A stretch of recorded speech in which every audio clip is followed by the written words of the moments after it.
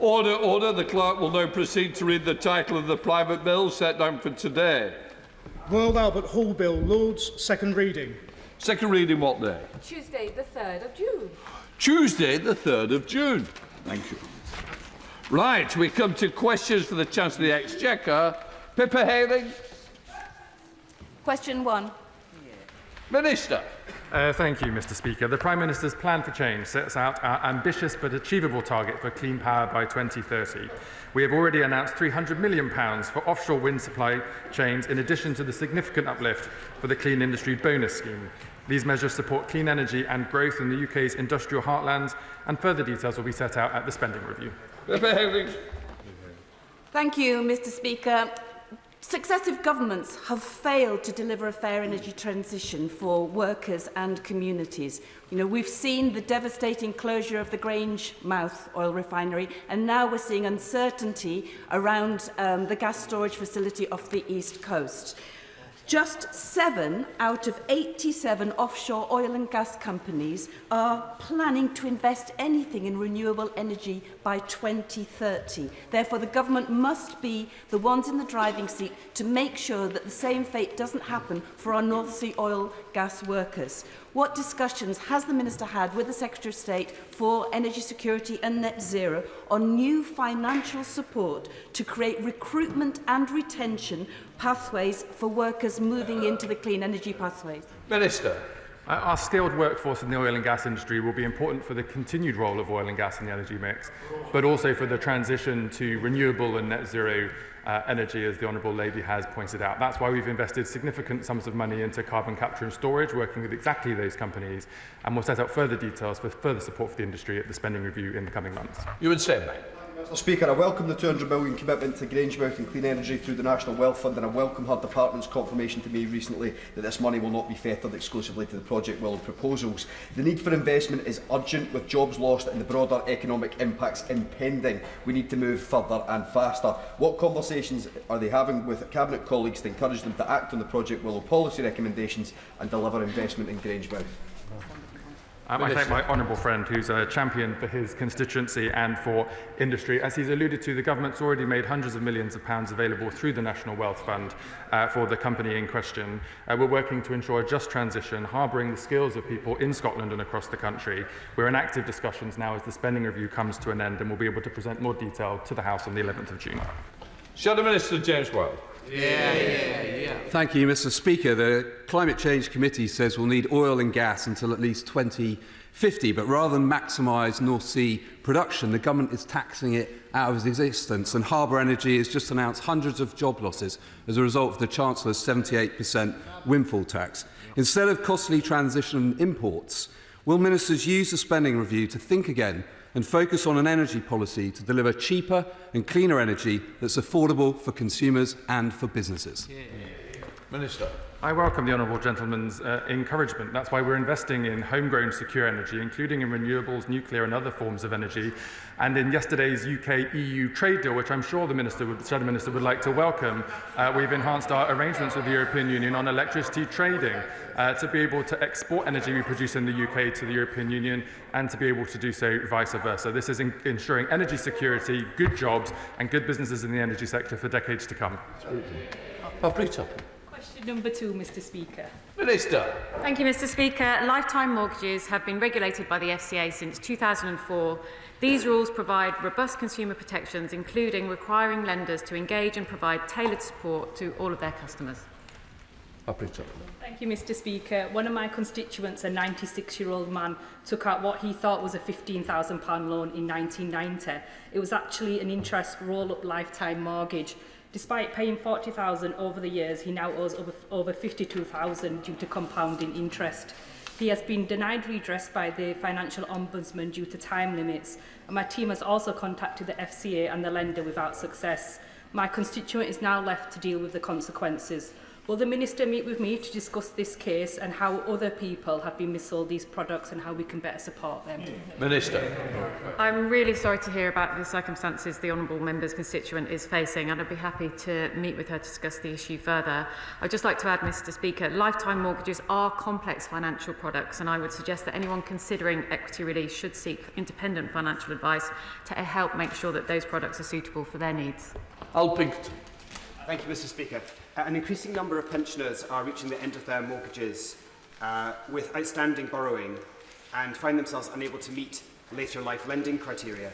This is likely to become an even more prevalent issue in years to come as house price rises continue to outstrip earnings. So can I ask the Minister what discussions she is having with lenders and the mortgage industry to expand later life lending criteria and to give hard-working pensioners who might otherwise be forced to seek council support the opportunity to remain in their own homes? Minister. I thank the honourable gentleman for raising this important issue. I discuss mortgages with lenders and indeed with the FCA on a weekly basis, and I'll be sure to ensure that I reflect the comments he's made today. Reeves. Thank you, Mr Speaker. DIY store Johnson's of Hedden has had a question number 3, Mr Speaker. So sorry. Chancellor of the Exchequer. Little glimpse ahead. I thank the honourable gentleman for that question. The government carefully considered all of the policies in the autumn budget in the context of the difficult fiscal inheritance that we face from the party opposite. The decisions to increase the employer national insurance contribution and reduce the secondary threshold were taken to stabilise the public finances and ensure that money was available for our crucial public services, particularly the NHS. Graham Stewart. Thank you, Mr Speaker. As I mentioned, Johnson's of Hedden, a DIY store, has successfully traded for 56 years. But Mike Brooke, the owner, who's run it that entire time, says that the national insurance hike brought in by the Chancellor has finally made that business unviable. So can I ask the Chancellor, was the cruel destruction of Johnson's of Hedden and the jobs that it provides deliberate or an accident? Chancellor. Well, the money raised from national insurance, which of course only came in last month, is being used to fund investment in the National Health Service. And since the election, we've delivered 3 million additional appointments in the NHS, which benefits constituents in East Yorkshire and across the country, but also in terms of supporting businesses. Yesterday, the trade deal that we secured with the European Union was welcomed by the CBI, the Food and Drink Federation, the Institute of Directors and others, because it will add around £9 billion to the size of the UK economy. Shadow Chancellor of the Exchequer, Milstride. Only last week the Right Honourable Lady was trumpeting that the economy has turned a corner, and yet it is only barely a month, as she has just stated, since her disastrous job tax started to bite. So could I ask the Right Honourable Lady precisely which business confidence survey, just one, she can point to which supports her assertion that everything is coming up roses? Chancellor. Well, the PwC survey of global CEOs say that Britain is the second best place in the world to invest. That's just one of the surveys that backs what this government is doing. But the Shadow Chancellor just simply isn't serious, and his party is becoming completely irrelevant. Now, he talks about jobs. 200,000 jobs have been created since the general election. He talks about economic growth. The UK is now the fastest growing economy in the G7. And he talks about business. Well, we have secured 3 trade agreements which are backed by British businesses and British trade unions, and every single one of them the party opposite opposes. No wonder even George Osborne says that the Shadow Chancellor has no credible economic plan. So while the Conservative Party plummet into irrelevance, this Labour government will deliver in the national interest. Daisy Cooper, Liberal Democrat spokesperson. Thank you, Mr Speaker. In the budget, the government reduced business rates relief, and that is really hitting small businesses hard. Under current plans, in the next financial year, we could face a situation where small independent businesses see their rates go up by 80% and chains see their business rates go down by 40%. I've shared that analysis with government ministers. Could the Chancellor please promise that she will personally look at this analysis to make sure that this, I think, unintended consequence doesn't come to pass, so independent businesses don't close, leaving even more of our high streets looking the same? No. Chancellor? Well, the honourable lady will know that in the budget we extended business rate relief. It was due to end entirely by the plans we inherited from the party opposite, and at a cost of around £1.5 billion we were able to extend that business rates relief. And also, as the honourable lady will know, we are reforming how business rates work so that there is permanently lower rates for hospitality and retail sectors, particularly on our high streets. Lisa Smart. For Mr. Speaker. Chancellor. Thank you very much. With permission, Mr. Speaker, I would like to answer this question together with question number 12. In January, I announced a review of the Green Book to ensure that it is supporting fair, objective and transparent advice on public investment across the country. And I'm working closely with our mayors, particularly with Steve Rotherham, who has championed this issue. Since January, the Treasury has been in conversation with over 70 different organisations and individuals, regionally and nationally, to identify areas where we can make changes to the Green Book and champion investment in the north of England. Lisa Smart. Very much, Mr. Speaker. Bear with me on this. The previous Conservative government didn't get absolutely everything wrong. They rightly identified that Treasury spending was a powerful tool to rebalance our economy in favour of areas like ours in the north of England. They then failed to deliver, and voters delivered their verdict at the ballot box. This government has the opportunity to really use this powerful tool and make sure regional disparities are not further entrenched when they're looking at the Green Book. What reassurance can the Chancellor give my constituents to make sure projects, whether it's repairing Stepping Hill Hospital or bringing tram train to Marple, get a fair crack of the Treasury spending whip? Chancellor.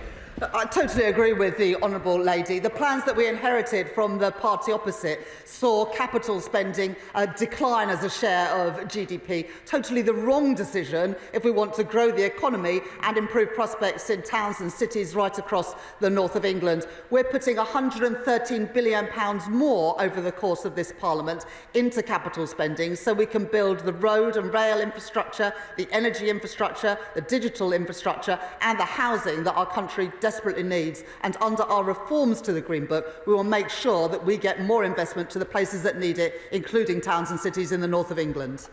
Marcus Campbell-Savers. Mr. Speaker, on Thursday I'm grateful to have secured an adjournment debate on the A66 road improvement project, a key transport link between Cumbria, the North East and North Yorkshire. Cumbria is a long way from Westminster, and many of us fear that the economic case for major projects is stacked in favour of the economically active South East. Can the Chancellor reassure me that Cumbria will not be disadvantaged when key public spending decisions are taken?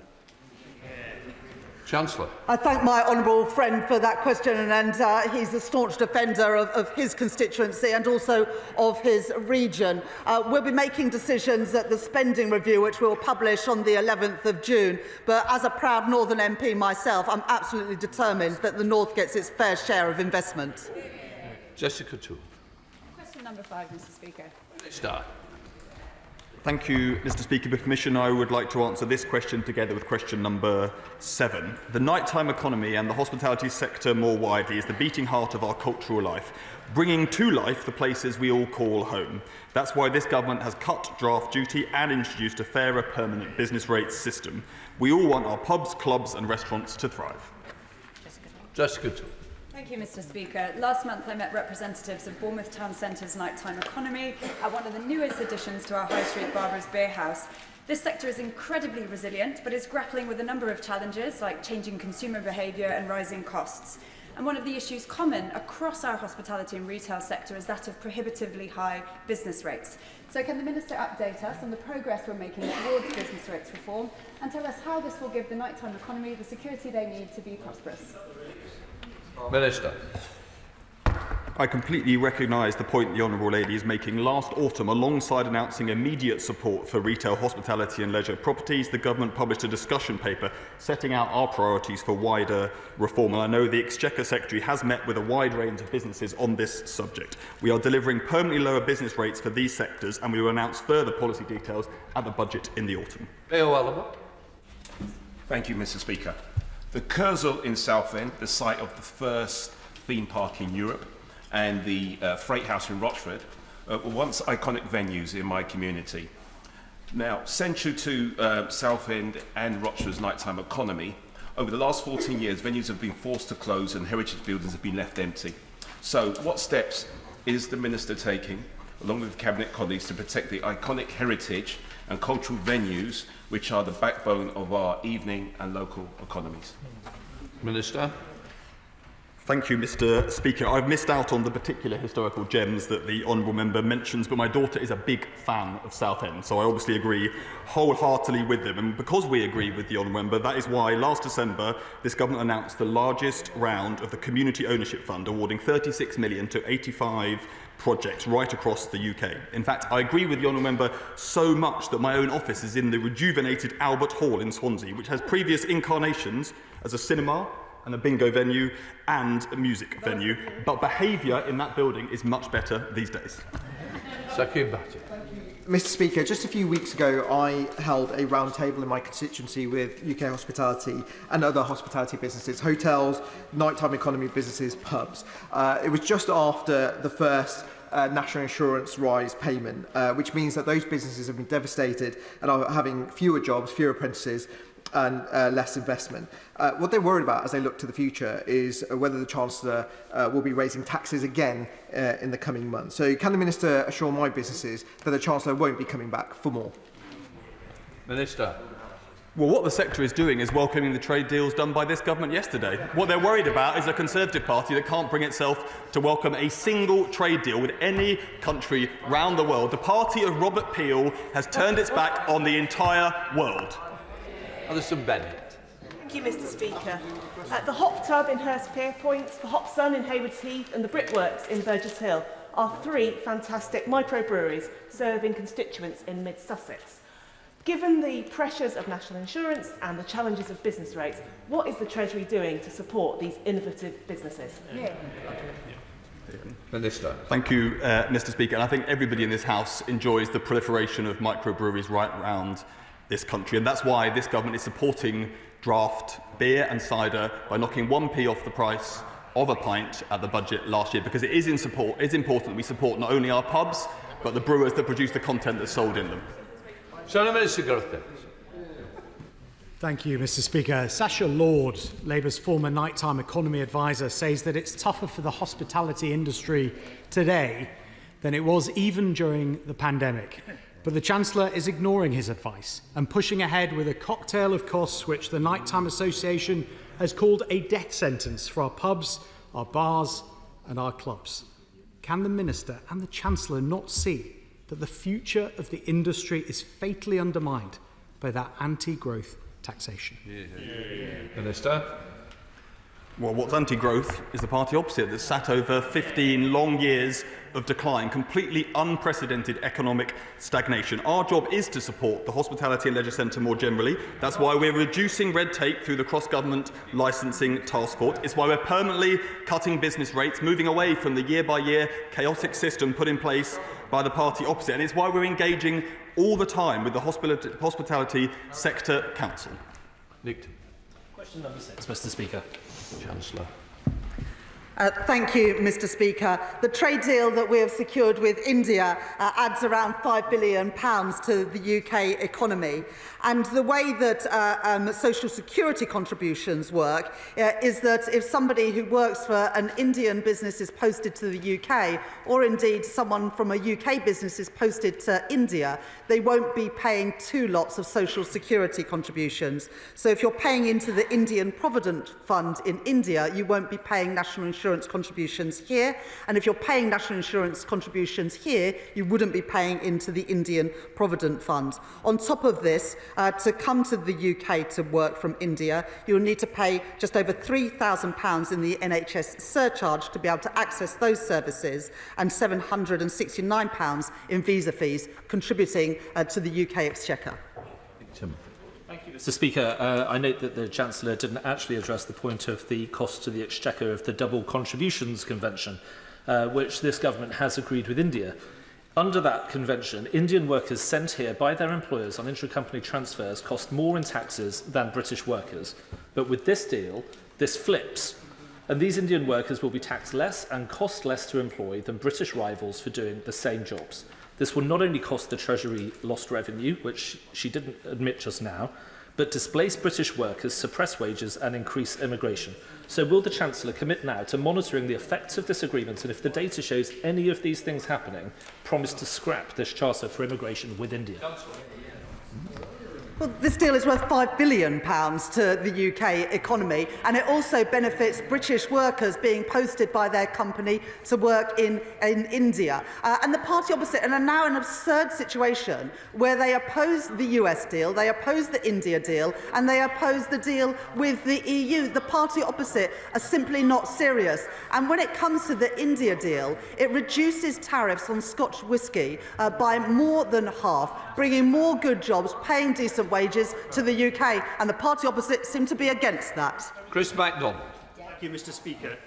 Special steels business Paraloy in Billingham in my constituency has told me that uncertainty on international trade has recently left their customers running for the hills. Does the Chancellor of the Exchequer agree with me that now that we have trade deals coming along like buses with India, with the US and with the EU, then we can give reliability and confidence to important local businesses like Paraloy in my constituency who want to export to the world?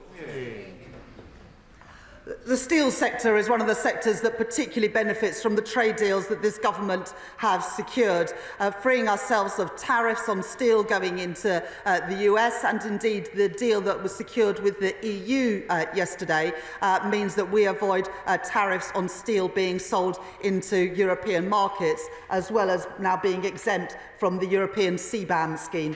Good for steel, good for jobs right across Britain. Dr. Peter Prince. Number 8, please. Thank you, Mr. Speaker. The Treasury has reformed the spending review process to ensure that it facilitates genuine collaboration across departments. As part of this spending review, the Chancellor of the Duchy of Lancaster and I have met with Secretaries of State multilaterally in mission clusters. These clusters have brought departments together to agree cross-departmental priorities, increase transparency, reduce duplication and align spending with mission delivery across Whitehall, whilst learning every possible lesson of the failure of the Conservatives and making sure it's never repeated ever again. Dr. Peter, please. Thank you. I'm grateful to the Minister for his answer. 9,000 UK medical graduates compete for postgraduate training with 15,000 overseas graduates, meaning that many of our own graduates simply cannot progress into higher professional training and either go abroad themselves or leave medicine. So does the Minister agree with me that the Treasury has a crucial role to coordinate spending on medical university education by the Department of Education and postgraduate training by the Department of Health, so as to ensure that public money we spend on medical student education is not wasted? Minister. I thank my honourable friend for raising this important question. The government is committed to training the staff the NHS needs as part of our 10-year plan. International staff clearly play an important role in the mix of staff that we have, but we also want to create opportunities for people across the country to work in our National Health Service. That's why already, thanks to changes this government has made, we've been able to recruit over 1,500 additional GPs since October who would have otherwise not been able to seek that type of employment. Sir Roger Gale. Mr. Speaker, while discussing the spending review, will the department get the Minister for Agriculture and the Energy Minister together into the same room, make sure that agriculture receives the funding that it needs, while energy is not being allowed to charge agriculture effectively for its loss of income? In other words, could she make sure that we're not robbing Peter to pay Paul?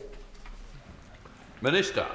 A meeting of that nature has already taken place as part of our mission-led approach to government. We continue to engage with the Department for Energy and DEFRA as he suggests on these issues, and is exactly what we mean when we talk about cross-departmental collaboration. As he knows, further details will be set out in the spending review in due course. Under back. Chancellor. I was pleased to visit, along with my honourable friend, the 100th banking hub that was rolled out to Darwin just a few months ago, as also visiting Darwin Market, a thriving market in one of his local towns. We'll be setting out at the spending review how we will spend the £113 billion extra that we're putting into capital spending compared to the plans that we inherited from the party opposite. And of course, we'll be making sure that towns and cities, including across the north of England, benefit from that investment. Andy Magner.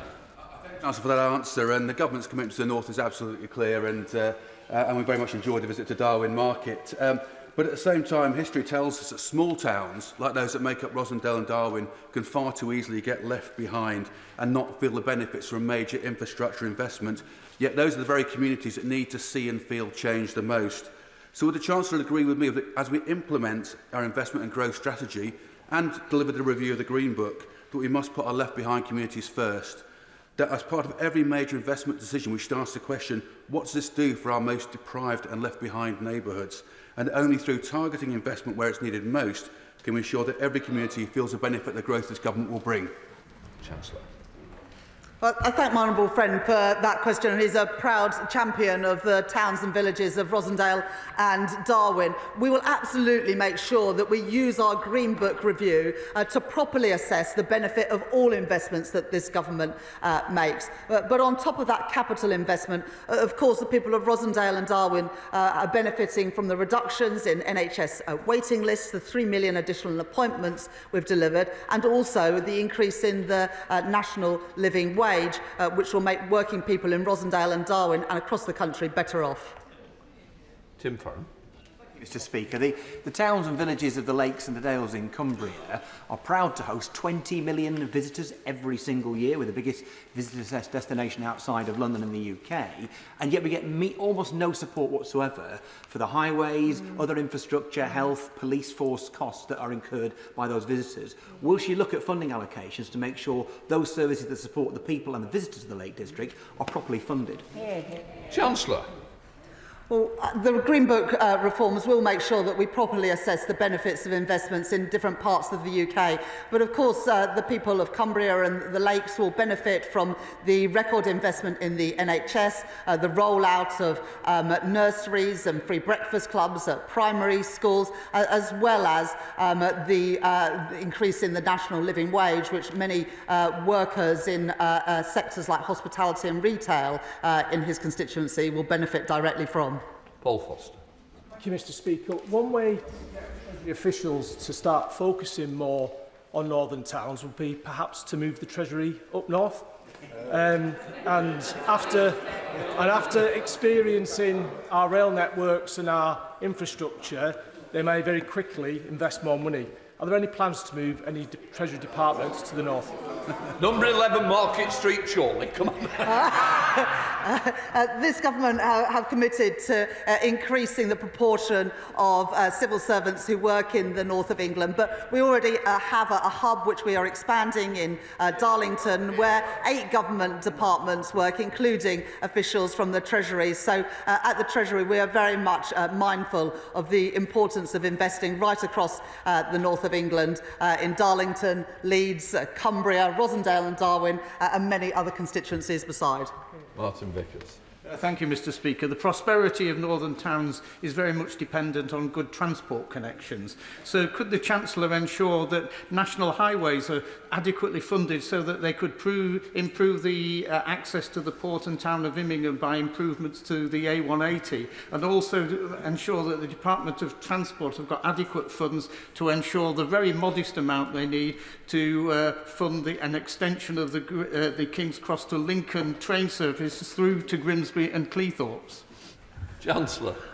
Well, I'll make sure that the Transport Secretary hears those requests, but the honourable gentleman knows that the investment we're putting in at British Steel, where we're increasing the number of jobs thereafter, saving that company, will make a massive difference to his constituents, as will the investment in renewable energy in the North Sea, particularly around Immingham and the local area, creating good jobs, paying decent wages in his constituency and in many others too. Patrick Hurley. Number 10, please, Mr. Speaker. Chancellor. I thank the honourable gentleman for that question, and I'd like to answer this question together with questions 11 and 14. I know that my honourable friend is working closely with the local Labour council in Southport to regenerate the local town centre, and we'll make sure that this government backs him every step of the way. Patrick Hurley. Thank you, Mr. Speaker. Whether it's the Marine Lake Event Centre, the Enterprise Arcade or the new Market Quarter in my Southport constituency, my town has benefited from state-led investments in neighbourhoods and public realm. So can I ask the Chancellor if she agrees with me that investment policies of this sort are essential to driving economic growth in our regions and nations, and will help us to finally turn the page on the failed austerity policies of the party opposite? Chancellor. I absolutely agree, and that is why we reversed the decisions of the party opposite to cut capital spending and instead preserve that capital investment, which means we'll be spending £113 billion more on capital investment on road, rail, energy, homes and digital infrastructure than those plans that we inherited from the party opposite. But also day-to-day things like making sure we've got police on our streets, making sure that we're working with our mayors, including Mayor Steve Rotherham, to make sure that we get the investment into the places that most need it. Charles Athwell. Thank you, Mr. Speaker. Small businesses are the backbone of our economy. In Ilford South, we have many small businesses ranging from restaurants like Deli O'Deli, Mr. Bunt's Bakery, tea shops like My Chai, and local stores like Chopra's convenience stores. They make Ilford an amazing place to eat, shop and do business. Will the Chancellor join me in commending these local businesses who make the High Street the beating heart of Ilford South? And will she lay out what steps she's taking to support these entrepreneurs? Chancellor. I thank my honourable friend for that question. At the budget, we more than doubled the employment allowance to £10,500 to take many small businesses out of paying national insurance altogether. On corporate tax, we've maintained the small profits rate to help smaller businesses. And to help entrepreneurs to raise finance and grow, the government has extended the Enterprise Investment Scheme and the Venture Capital Trust Scheme. And I will very much add my words in supporting businesses right across Ilford, and the work that you do, that my honourable friend does as an MP to champion those businesses. Jill Chapman. Thank you, Mr. Speaker. Clwyd North is a proud coastal constituency, home to a dedicated hospitality sector, many of them small businesses, including the recently opened Bobcat's Coffee, where young entrepreneur Bobby is an example to us all. Economic circumstances, though, have been tough after a decade of neglect by the Tories. So will the Secretary of State outline the Treasury's plans to support these businesses that are such a vital part of our local economy? Chancellor. I thank my honourable friend for that question. This government will introduce permanently lower rates for high street retail, hospitality and leisure properties with rateable values below £500,000, and we'll be doing that from the next financial year to exactly support the sorts of businesses that my honourable friend champions. Thank you, Mr. Speaker, and I draw attention to my register of interests. Earlier this month, Harbour Energy announced that it would be cutting 25% of its onshore workforce, blaming the government's punitive fiscal position and challenging regulatory environment. When the news was announced, the Chancellor said that this was just a commercial decision by one company. So how does the Chancellor explain that in just the last few weeks, the following other energy sector jobs have been lost in North East Scotland? Belmar Energy entering liquidation with 48 job losses. WellSafe Solutions, 45 job losses. Beam, a subsea technology company, all 200 staff made redundant. And on top of the 25% from Harbour, that's 250. We're talking about 600 jobs. How can she explain this, and how will she support the industry in the spending review? Chancellor, hurry up. I thank the honourable member for that question, and my honourable friend, the Exchequer Secretary to the Treasury, is working closely with businesses right across the energy sector. Of course, the previous government increased the rate of tax on energy companies to 75%. We increased it by 3 percentage points above that, reflecting the fact that energy companies have enjoyed huge profits since Russia's illegal invasion of Ukraine. And it is right, when people's bills have gone up, that we ask the energy companies making those profits to contribute a little bit more. Thank you, Mr. Speaker. What changes will the Chancellor introduce in the spring statement to compensate for the growth-threatening sword of Damocles she's just placed over the Scottish fishing industry? She should know, but probably doesn't, that 70% of revenue from fishing and aquaculture comes from Scotland. She should know, but probably doesn't, that the fishing industry in Scotland is 50 times larger for Scotland's economy than the UK. So can she explain what discussions did you have with the Scottish Fishermen's Federation or the Scottish Government before making this damaging decision? Well, I was very pleased that the Scottish Salmon Association welcomed the trade deal that we secured with the EU yesterday. And 70% of the fish that is caught in UK waters is sold into European markets. That will now benefit from the SPS deal that we have secured in that deal. We've rolled over the deal that the previous government secured, giving certainty to fishermen in Scotland and across the UK, made it easier for them to export into their European markets. We've ensured that we can now sell shellfish again into European markets, and we announced a £360 million package of measures to support coastal and fishing industries yesterday. The SNP are now in an absurd situation where they support reform and the Tories in opposing the deal with the EU. Callum Miller. Mr. Speaker, I welcome the Chancellor's answers on growth. She's been a strong champion of the Oxford-Cambridge growth corridor, but my constituents in Bicester and Woodstock are concerned to know that she will lend her support to Lord Valance's efforts to join up across departments and ensure that there is the social infrastructure to support the growth, because they worry that hospitals, schools and roads will not keep up with the ambitious pace that Lord Valance is putting forward. Well, thank the honourable gentleman for that question. It's very opportune because I'll be meeting Lord Valance this afternoon to discuss the work that he's taking forward on the Oxcam corridor to bring more good jobs, paying good wages to both Oxford, Cambridge, but also, crucially, the towns and cities in between. And some of the extra money that we're putting into capital investment will absolutely be going to support the huge growth opportunities in that part of the world. Shadow Minister Richard Butler. Of course, Mr. Speaker, the best way to improve economic growth is for this Chancellor to stop punishing businesses with higher taxes. But within the spending review, the key is to improve public sector productivity, and as the Chancellor knows, one of the key aspects to do that is the use of technology. And this government has substantial advantages over the next few years, with major advances in AI technology. But those can only be captured if the Treasury sets clear directions for departments, including incentives and penalties. So could the Chancellor advise what directives has His Majesty's Treasury given departments to improve productivity through the adoption of artificial intelligence, and specifically whether this advice includes a requirement for the use of agentic AI during the multi-year spending period? Chancellor. I thought the honourable gentleman was going to welcome the investment of Universal Studios in Bedfordshire, which would be a massive boon to the Bedfordshire economy.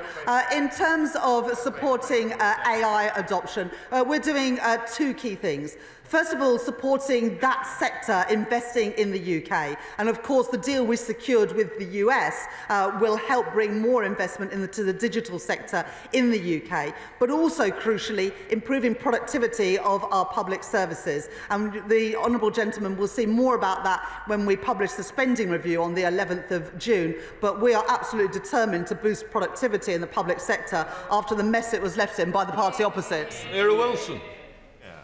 Question number 13, Mr Speaker. Minister.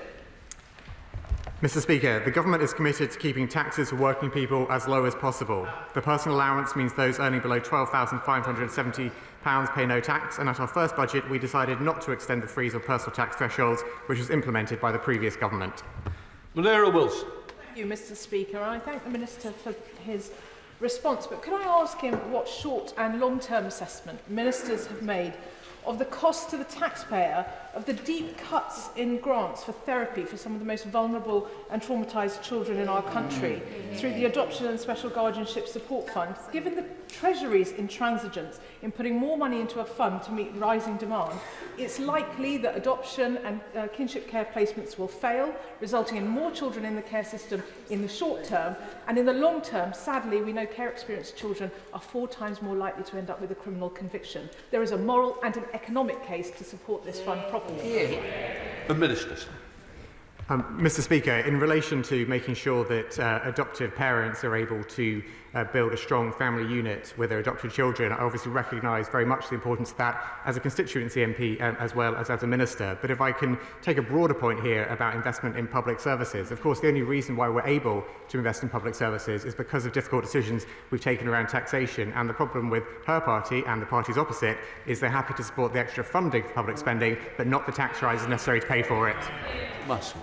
Thank you, Mr Speaker. This isn't an issue to make a party political point on, because the reality is the 40% cut to the Adoption and Special Guardianship Support Fund will be deeply impactful on young people who have experienced significant trauma in their life, abuse, neglect and so much more. So it's really imperative that we make the right investment in the light that our mental health services are not fit for purpose at the moment, to ensure that these young people have a life course opportunity, not being denied if this fund is cut. So will he review the decision and ensure that we can have the proper funding that young people need? Minister.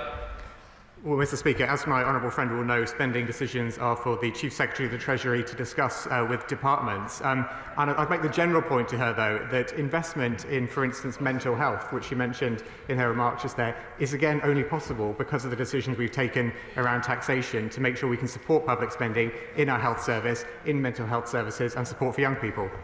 Sir Edwards. Question number 15, please, Mr Speaker. Minister. Thank you, Mr Speaker. This is absolutely the right question. We all understandably hear calls for higher rates of pension saving, but the prior question is how do we make sure that savers get the absolute best bang for their buck for every penny they save? And the forthcoming pension schemes bill will help make that happen, with bigger pension schemes, fewer small pension pots, driving down costs and up rates of saving for pensioners. Sir Edwards. Thank you, Mr Speaker. As Chair of the reconstituted Pensions and Growth APPG, could the Minister share any plans for how counties outside of mayoral authorities, like Staffordshire, could benefit from pension reforms to encourage more investment in the UK to support infrastructure, jobs and local regeneration? Minister. Thank you, Mr Speaker, and I certainly can. Our reforms to the local government pension scheme will support local investment in every part of England and Wales. Our defence spending plans will be felt on the ground. Total defence spending in the West Midlands totals £1.6 billion a year. We're building reservoirs again, including one in the West Midlands, and we're getting this country trading once again, including businesses in Tamworth, where PI Chem, a specialist chemical supplier, recently won a major export order supported by £100,000 in UK export finance support. Britain and Tamworth are open for business. Jim Shannon. Mr Speaker, can I thank the Minister for his answer? Minister, it's the uptake of pensions I want to ask about in relation to those who are 18 starting off. They encourage them to take their pensions out. Whenever I was 18, my mother took me down to the pension man, John Thompson in Ballywalter, says, "You're going to take a pension?" I says, "What for, Mum?" She says, "You're taking a pension," and we took the pension. So would the honourable member agree that what everybody really needs is someone like my mother to encourage them to take a pension? I didn't know where that was going for a bit, but I can 100% speak on behalf of everybody in this House when we say the whole country needs people like your mother. That's really simple. Question 16, Mr Speaker. Chancellor. With permission, Mr Speaker, I would like to answer this question together with question 18. Kick-starting economic growth is the #1 mission of this government. From next financial year, South Yorkshire Combined Authority will receive a single flexible funding pot through their integrated settlement, and the East Midlands Combined Authority will benefit from a new advanced manufacturing and logistics park, unlocking up to £1 billion of investment. Both areas will benefit from the £240 million of investment towards trailblazers to tackle economic inactivity. Thank you, Mr Speaker. Stocksbridge Speciality Steels in my constituency has strategically significant, highly specialist capability to produce world-leading steel, crucial to our national defence, aerospace and energy industries. This site employs 650 people and has an excellent skills training centre. I welcome the Government's £2.5 billion commitment for our UK steel industry. What discussions has the Chancellor had with the Department for Business and Trade to ensure the Government will do everything they can to secure the British steel industry using our domestic steel assets productively, in particular for the Stocksbridge Speciality Steel site in my constituency? Chancellor. I thank my honourable friend for that question. And whilst I'm not going to get into the sort of detailed discussions about one individual company, this government did set out the £2.5 billion steel fund in the budget last year to preserve and grow steel manufacturing in the UK. And it's why in the 2 trade deals that we've secured in the last couple of weeks with the US and with the EU, we've reduced tariffs on steel exports, which will be good for the British steel industry. Oshanka. Thank you, Mr Speaker. Shockingly, in Derby South, 62% of adults in our community are financially vulnerable, far above the 38% national average. To lift people out of this vicious cycle, we need a growing economy. But if you're worried about how you'll make it to the next pay, dreading the unexpected bill or struggling to feed your family, the benefits of growth can feel miles out of reach. Can the Chancellor outline how her plan for growth will put money into people's pocket and deliver change for people in our struggling communities? Chancellor. We'll shortly be publishing a financial inclusion strategy, as well as extending the household support fund to support some of the most vulnerable. But there are huge opportunities, as my honourable friend knows, in Derby. I was at Rolls-Royce in Derby just last week, and what we are doing in terms of trade deals, particularly with the US, hugely support our aerospace sector, along with the increased spending on defence, taking it to 2.5% of GDP, helping to invest in great British firms and indeed in great British steel. Thank you, Mr Speaker. I'm aware that Derby's economy was blighted last November by a foul smell said to be emanating from its local water treatment works. Similar is true of my constituency in Eastbourne, due to the failure of Southern Water's air scrubbing system. Will the Chancellor ensure that the spending review grants the Environment Agency the resources it needs to crack down on smell nuisances so that these water companies get a grip of this for the benefit of local growth and our economy? Question to the question, forgot it. Let's go to topicals. Rosie Duffield. Thank you, Mr Speaker. Question number 1, please. Chancellor. Thank you, Mr Speaker. This government is securing economic growth. Last week, the numbers published showed that the economy grew by 0.7% in the first quarter of this year, including an 8% increase year-on-year in investment spending. We are now the fastest growing economy in the G7. Since the last election, there has been 4 cuts in interest rates, 200,000 jobs created, 3 trade deals secured. Britain's economy is stronger, but I will continue to do everything in my power to ensure that working people are better off. Rosie Duffield. Mr Speaker, Westminster is once again buzzing with the latest U-turns, speculation and briefings over the Chancellor's policies on the winter fuel allowance and the 2-child limit benefits cap. It's less of a buzz for those visitors to Canterbury Food Bank, however, who last month distributed enough food to make 13,545 meals, a 47% rise on the same period last year. Will the Chancellor end the serious anxiety of those experiencing fuel and food poverty now and reverse those policies? Chancellor. I thank the Honourable Lady for that question. The only reason that we've been able to grow the economy and get those cuts in interest rates, which help working families in Canterbury and right across our country, is to have returned stability back to our economy. And that means never making a policy commitment without being able to say where the money is coming from. That is what got our country into a mess under the previous government. So we've set out the policies that we needed to put investment into the NHS and to secure our public finances. Tracy Gilbert. Last month, Ports officially opened the Charles Hammond Berth at the Port of Leith, a £100 million private investment to create Scotland's largest renewable hub. Will my right honourable friend join me in welcoming this investment in Leith and set out how she is working with Cabinet colleagues to ensure green manufacturing and supply chain jobs are created in Scotland? Minister. Can I join my honourable friend in welcoming the news that the Charles Hammond Berth is now officially open? As she knows, we set up Great British Energy in Scotland, bringing forward £300 million of investment ahead of the spending review to secure jobs and supply chains. And funding for the Port of Cromarty Firth, announced in March, is expected to support up to 1,000 highly skilled jobs, while our uplift to the Clean Industry bonus will support offshore wind supply chains across the country. This is yet another example of the government working with business and a Labour government delivering for the people of Scotland. Right, we come to Shadow Chancellor Milstride.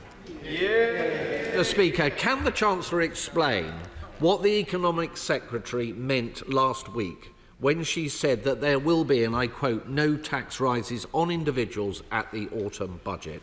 And can she similarly confirm that there will be no tax increases on businesses? Chancellor. In our manifesto, we set out that we would not increase taxes on working people, the income tax, national insurance or VAT that they pay. And it's why we also reversed the decision by the previous government to increase fuel duty, which would have had a disastrous effect on working people in our country. We'll set out all other tax policy at the budget. Milstride. What many up and down the country, Mr. Speaker, are asking is why that manifesto pledge not to impose taxes on working people was broken. But could I ask the Right Honourable Lady,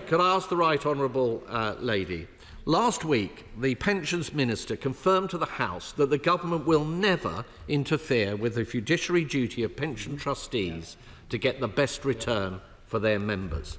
But when the Chancellor was questioned on that topic by Bloomberg the very same day, she said, never say never. This is chaos, Mr. Speaker. They can't even speak with one voice. It is clear that the Right Honourable Lady and the Pensions Minister cannot both be right. So will she now put the record straight? Chancellor. Well, we've secured an agreement with the biggest pension companies to invest on a voluntary basis in UK unlisted equities and infrastructure. That's something that the party opposite never achieved. We're getting investment into British infrastructure and British businesses because that's the way to grow the economy and support working people. Serena Brackenridge. Thank you, Mr. Speaker. Will my right honourable friend outline the steps that he is taking in the forthcoming spending review so the increased defence spending will stimulate economic growth in which supply chains like Collins Aerospace in my constituency can continue to strengthen national defence capabilities whilst boosting our local economies, jobs and quality apprenticeships? Can I thank my honourable friend for her question? As she knows, the government is committed to increasing spending on defence to 2.5% of GDP, with an ambition to go further to 3% in the next Parliament when economic and fiscal conditions allow. As part of that increase in spending, we're making sure that UK companies and UK workers get the benefit, including in places like Wolverhampton, for apprenticeships, good jobs and good growth. Daisy Cooper, Liberal Democrat spokesperson. Thank you, Mr. Speaker. Yesterday, the Chancellor said that she understands the concerns that some people have about the limit at which the winter fuel payment is removed. In light of that, does the Chancellor now agree that restricting the eligibility so tightly was a mistake? Chancellor. As the Honourable Lady knows, when I became Chancellor last year, we inherited a £22 billion black hole in the public finances, not at some year in the future, but in the financial year that we were already 3 or 4 months into. It meant that we had to make difficult decisions and urgent decisions to put our public finances back on a firm footing, because unlike the party opposite, I will never play fast and loose with the public finances. Ipswich Borough Council recently announced an investment to reopen the iconic Grimways building, which had been left vacant in our town centre for more than a decade. This local ambition matches the government's national initiatives, but challenges remain, however. So what steps are the government taking to go even further and reform the unfair business rate system for good? Minister. I thank my honourable friend for his question, and we are determined to go further and faster to reform business rates, and it's why we will publish an update paper in the summer. It's also why I'm very glad we can work with councils like Ipswich to make sure that we can turn around town centres after years of Conservative decline. Joshua Reynolds. With interest rates still high, what assessment has the Chancellor made of the number of homeowners going into mortgage arrears and the impact that is having on families right across the UK? We are in weekly touch with the FCA that regulates mortgages, but what we have seen under this government is 4 interest rate cuts since the election, which is bringing mortgage rates down for hard-working people across the country. Deirdre Costigan. Thank you, Mr. Speaker. Does the Chancellor agree that 4 interest rate cuts, 3 trade deals, 2 successive quarters of growth and almost 1% of growth announced last week show our plan for change is working? And does she agree? And does she agree that it is now essential that this House supports the government's planning and infrastructure bill and other efforts to boost growth and put money in the pockets of my constituents in Ealing Southall? Chancellor. I very much agree with my honourable friend, but what is truly extraordinary is that the Conservatives, Reform and the SNP have voted against the planning and infrastructure bill or abstained and don't support any of the trade deals that we secured, which will support working people in our country. Lisa Smart. Thank you very much, Mr. Speaker. My Hazel Grove constituents are content to pay their fair share of tax, but they're understandably disappointed when HMRC overcharges them and then ghosts them. Gail from Romilly is a foster carer who was owed a tax repayment. She repeatedly contacted HMRC over a 9-month period, but it was only when my superstar casework team got involved did she get a £1,200 rebate. What assurance can ministers give my constituents that HMRC is adequately resourced to give them the support they need to pay their fair share of tax? Minister. Well, Mr. Speaker, I'm sorry to hear about the constituents' experience in the case that the Honourable Lady raises, but to reassure her and her constituent, one of my priorities as Chair of HMRC Board is to improve day-to-day performance of HMRC. We've seen in the last year the percentage of telephony advisor attempts handled go from 59% last March to 80% this March, and it will remain a priority for me to modernise and digitise the service. Mr. The European Emissions Trading Scheme has a carbon price 50% higher than the UK's price. What assessment has the Chancellor made of the impact of joining this scheme will have on inflation in this country? Chancellor.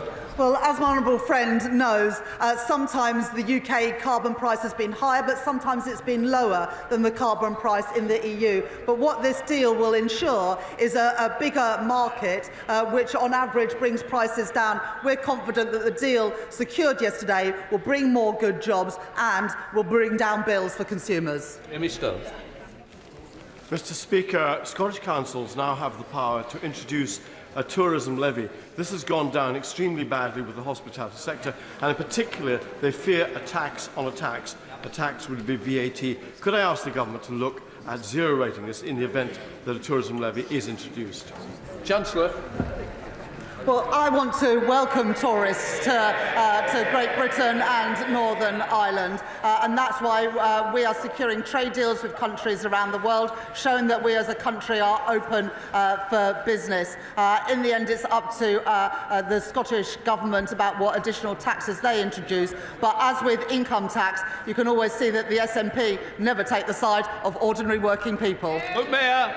Thank you, Mr. Speaker. Last week I raised the case with the Disability Minister of a local disability charity being hit by increased bank charges. He's committed to work with me. Will Treasury Ministers do the same so we can take these banks to task and support these fantastic local organisations? Minister. I would be happy to meet with the honourable gentleman to discuss the issue raised. Andy Chamberlain. Mr Speaker, access to banking services is a particular issue in North East Fife where the limitations of the access to cash legislation is becoming clear. Will the Financial Inclusion Committee agree to look at the Act to ensure that we get the access to banking services that local communities need? Minister. Our government secured the commitment of the banking industry to roll out 350 banking hubs across the country. 200 have already been agreed and over 150 are open. The Financial Inclusion Committee that I am chairing is looking at financial inclusion, including digital banking and banking, making sure that people have the bank accounts that they need. David Pinto-Chichinsky. I want to start by congratulating the Chancellor of the Exchequer for securing the Mansion House Agreement, Mansion House Accord, an agreement that will channel billions into the economy and will make a real difference for my constituents in Hendon. One of the reasons pension funds agreed to join the Accord is because of the strong pipeline of investable projects the government is creating. Does my honourable friend agree with me that the government's infrastructure plans and planning reforms opposed by the party opposite will unlock... Who wants to answer it? Minister. Thank you, Mr Speaker. My honourable friend is absolutely correct. Raising investment in the UK is about boosting not just the supply of capital, but the demand for that capital, the investment pipeline. We are approving infrastructure projects from wind farms to reservoirs that the party opposite blocked for years. And by reforming the planning system, we are doing something really radical, building some homes. Gregory Clapp. Mr Speaker, the rollout of banking hubs is helping to a small degree. But what plans do the government have to increase the number of banking hubs beyond that which is currently in the pipeline? Well, as I said in answer to the previous question, we have committed, we have secured the commitment of the industry to open 350 by the end of this Parliament. Banking hubs by the end of this Parliament. And the SCA keeps the access to cash rules under review as legislated under the last government. They have the power to access make rules to ensure that there is access to cash across the country. Thank you, Mr Speaker. Yesterday there was a lot of coverage of the Chancellor's comments about the ISA limits of 20, and she committed to pledging to keep to the £20,000, but not within that whether how much would be in cash and investment. Can she reassure me that she is seriously considering the impact on the mortgage lending market of changing the cash ISA limit? Minister. As we announced in the spring statement, we are looking for options of reform to ISAs to make sure we get the balance right between cash and equities. But I will reassure the honourable lady, we understand that cash savings have a really vital tool for people to act as a financial buffer for a rainy day. Mr McVeigh. I'm sure the Chancellor subscribes to the basic principle that if the cost of something is put up, then we'll see less of it. It's the reason that governments over many years have put taxes on things like smoking. Does she accept this principle also applies to employing people? And the more expensive this government makes employing people with its jobs tax, increasing nick for employers, the less we will see of it. Well, I think a really good example of that is the Conservative Party. The cost of the Conservative Party went up and the number of MPs shrunk. The Independent Commission on Neighbourhoods report recently showed Blackpool has 98% of its population living in neighbourhoods that are high need. With 34 critical mission neighbourhoods in my constituency, can the Chancellor outline what this government is doing to improve growth in our forgotten coastal towns? Chancellor. I thank my honourable friend for that question. Yesterday we announced £360 million of investment in coastal and fishing communities, which would be absolutely vital for ensuring that those constituencies and those communities continue to thrive. Vicky Slade. Thank you, Mr Speaker. Dorset and Wiltshire Fire and Rescue have seen a real terms cut in funding, partly because the majority of firefighters are on call, so the employers' NICs weren't sufficiently compensated. Will the Chancellor commit to review the funding formula to fit needs of communities and undertake a local impact assessment on the effect of the funding cuts on public and firefighter safety? Minister. Thank you, Mr Speaker. This government has already increased spending on the NHS by £22.6 billion, police funding by £1.1 billion and fire and rescue authorities by another £65.5 million. Further spending will be set out in the June spending review, but this is yet again another example of a Labour government delivering on the promise of change. Final question, Brian Leishman. Thank you very much, Mr Speaker. To alleviate grinding penury for millions, the Chancellor could introduce an annual wealth tax on multimillionaires that would raise approximately £24 billion per annum. Yet the Chancellor refuses to entertain this, but does consider cuts to welfare as acceptable. Why do, quote-unquote, tough political choices always seem to impact those that are most vulnerable? Chancellor. At the budget last year, we increased the rate of tax on non-doms. We increased capital gains tax. We increased the carried interest on bonuses, and we also introduced VAT on private schools. This government is ensuring that the wealthiest pay their fair share, because that's a basic Labour principle. Right, we'll let the front benches change over.